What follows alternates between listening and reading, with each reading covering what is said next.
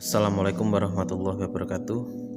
Anak-anak, jumpa kembali di video pembelajaran Pak Idis. Kita akan melanjutkan materi kelas 8 IPS.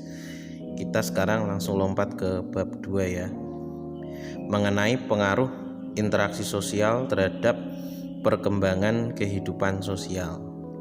Untuk video kali ini kita nanti hanya akan mempelajari mobilitas sosial dan bentuk-bentuk mobilitas sosial serta faktor pendorong dan penghambat.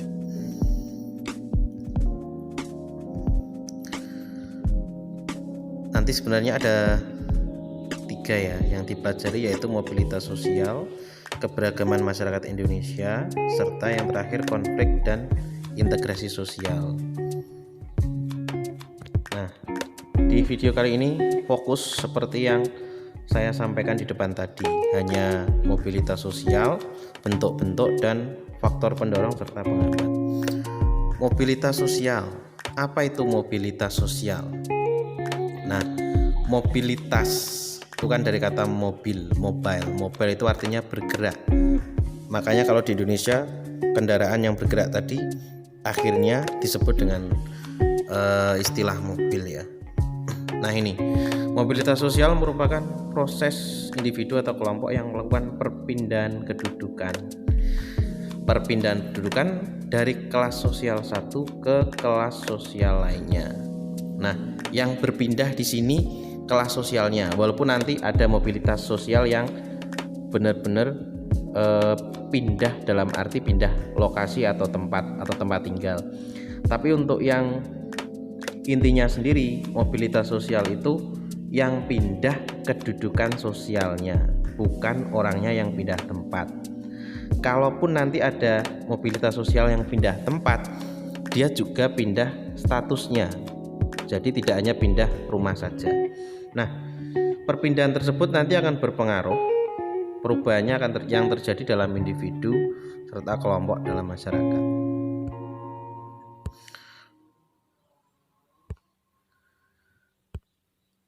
Mengapa kita perlu mempelajari mobilitas sosial?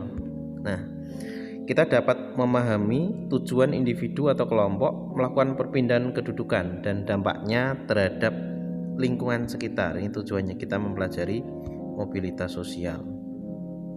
Sekarang kita ke poin kedua, bentuk-bentuk mobilitas sosial. Mobilitas sosial dibagi menjadi 3. Ada mobilitas sosial vertikal, mobilitas sosial horizontal, dan mobilitas sosial lateral. Yang terpenting di sini poinnya ada di kolom warna kuning dan warna merah, vertikal dan horizontal. Kamu dulu kelas 7 pernah mengenal garis khayal, ada garis vertikal, horizontal. Vertikal itu yang garis yang berdiri, horizontal itu garis yang mendatar. Nah, apa hubungannya? Kita lanjutkan ke penjelasan berikutnya. Nah, kita perhatikan yang pertama, mobilitas sosial vertikal.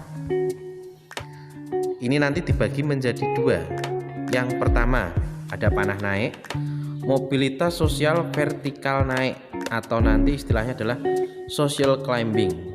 Climbing itu artinya memanjat. Nah, kalau istilahnya di sosial media sekarang ada istilah pansos, panjat sosial, itu social climbing. Nah, istilah itu sebenarnya dari sini, mobilitas sosial vertikal naik. Sedangkan mobilitas sosial vertikal naik itu menunjukkan perubahan kelas sosial yang lebih baik dari sebelumnya. Nah, misalkan dari karyawan menjadi bos perusahaan, itu berarti contoh dari mobilitas sosial vertikal naik. Kamu dari SD naik ke SMP, SMP naik ke SMA, itu mobilitas sosial naik. Yang tadinya sekretaris RT menjadi ketua RT. Nah, ini contoh nyata ya dalam masyarakat. Kebalikannya, ada mobilitas sosial vertikal turun. Istilahnya adalah social sinking. Sinking itu kebalikan dari climbing. Kalau climbing itu memanjat menuju ke atas, kalau sinking itu artinya tenggelam, berarti menuju ke bawah.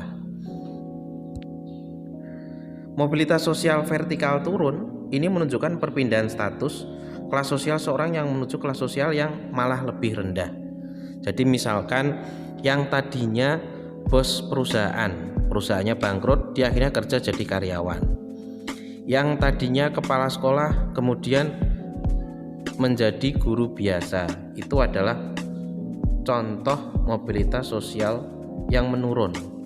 Jadi kalau untuk siswa sendiri, kamu tadinya sekolah terus kamu keluar dari sekolah, itu berarti status sosialmu berada di bawah siswa sekolah. Nah, ini contohnya seperti itu. Mobilitas sosial yang kedua yaitu mobilitas sosial horizontal. Ini yang saya katakan tadi, garisnya mendatar ya. Perbedaannya apa? Kalau mobilitas sosial horizontal, perpindahan status atau kedudukan seseorang menuju status atau kedudukan baru yang sederajat. Jadi mobilitas sosial horizontal tidak menyebabkan kedudukan seorang menjadi tinggi atau rendah, tapi tetap. Sebagai contoh, misalkan kalau kamu siswa SMP, anak SMP 1 Pamotan pindah ke SMP 4 Saleh. Dia statusnya adalah tetap menjadi siswa. Yang tadinya kelas 8 SMP 1 Pamotan pindah ke kelas 8 SMP 4 Saleh, ya tetap dia tidak berubah kedudukan. Atau misalkan ada orang ketua RT 1, ketua RW 2, dia pindah ke desa lain, dia nanti ditunjuk jadi ketua RT lagi, berarti kedudukannya tetap tidak berpindah, tapi dia hanya berpindah kedudukannya yang baru. Jadi misalkan orang yang kerja di pabrik roti, kemudian dia pindah ke pabrik sepatu, yang tadinya karyawan pabrik roti menjadi karyawan pabrik sepatu. Memang dia berubah lokasi, berubah jenis pekerjaannya, tetapi statusnya tidak berubah. Ini mobilitas sosial horizontal. Sedangkan yang ketiga, mobilitas sosial lateral, ini mobilitas sosial yang benar-benar pindah tempat.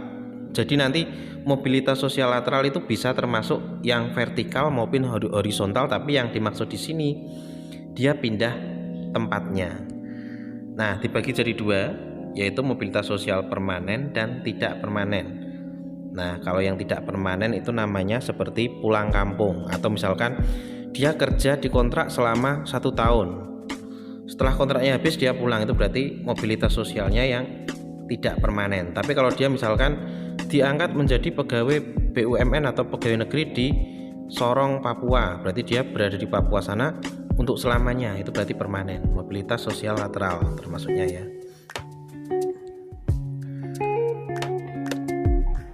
Nah, kemudian sekarang yang terakhir, poin ketiga, ada faktor pendorong dan faktor penghambat mobilitas sosial. Sekarang kita ke faktor pendorongnya dulu. Ada 6 faktor pendorong mobilitas sosial. Yang pertama ada faktor struktural.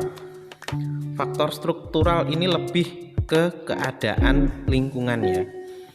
Kenapa disebut mendorong terjadinya mobilitas sosial? Termasuk 3 tadi ya, vertikal, horizontal, atau lateral. Kalau faktor strukturalnya terbuka, ini akan memudahkan orang untuk melakukan perpindahan sosial. Kalau kamu lihat di buku paket, negara kita adalah negara republik, bukan kerajaan, sehingga siapapun nanti bisa jadi presiden asal dia mampu.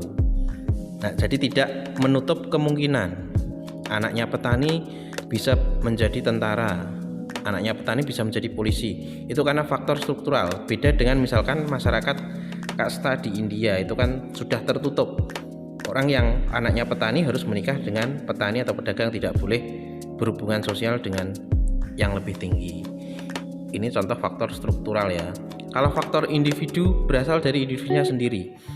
Kalau anaknya rajin belajar, berarti dia bisa mengubah atau pindah statusnya.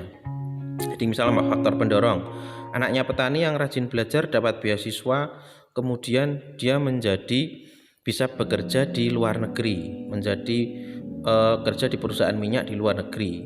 Sekolahnya melalui beasiswa. Itu adalah faktor pendorong dari individu sendiri, karena dia memang rajin tadi.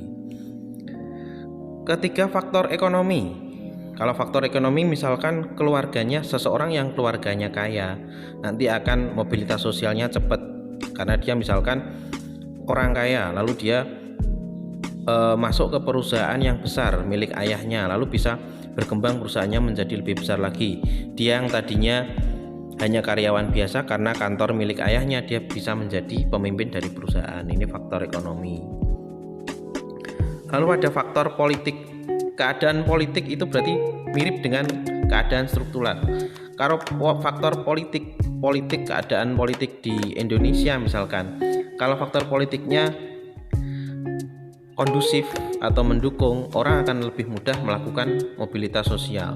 Tapi kalau faktor politiknya buruk, terjadi perang dan sebagainya, negara perang seperti Palestina dan Israel itu akan kesulitan melakukan mobilitas sosial. Karena di Indonesia negaranya damai, kita dapat melakukan perubahan sosial. Yang tadinya bekerja di pom bensin jadi bos pom bensin, itu bisa saja dilakukan.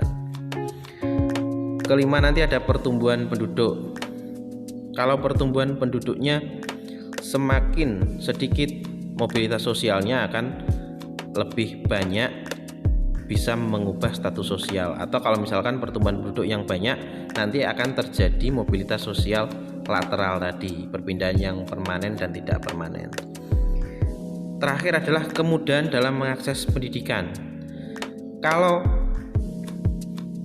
tidak ada kesulitan dalam melakukan pembelajaran atau sekolah, sangat mudah sekali, itu akan mendorong mobilitas sosial. Jadi banyak anak yang sekolah di SMK nanti bisa mendapatkan pekerjaan lebih mudah karena mendapatkan keterampilan.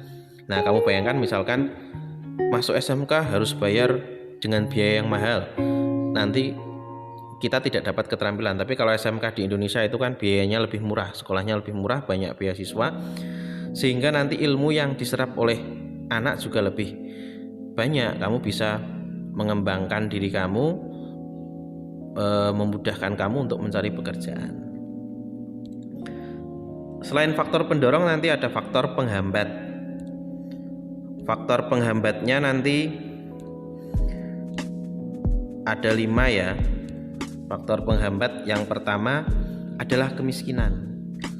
Nah, ini faktor utamanya. Kalau orang sudah miskin, ini nanti sulit sekali untuk merubah mobilitas sosial. Apalagi anaknya petani, nanti dia malas dan sebagainya, akhirnya dia bertani juga, menjadi petani juga. Berarti tidak ada perubahan sosial. Yang kedua, situasi politik yang tidak kondusif. Jadi misalkan di negara terjadi peperangan, seperti yang dibicarakan tadi di atas ya, ada Palestina dan Israel yang perang, itu sangat menghambat mobilitas sosial. Yang ketiga, faktor kebudayaan. Nah, faktor kebudayaan ini menghambat, misalkan ada istilah Jawa, mangan ramangan sing penting kumpul. Jadi misalkan ada orang mau bekerja merantau, misalkan anaknya petani mau merantau, tidak boleh bekerja di tempat yang jauh karena budayanya seperti itu, sing penting ngumpul.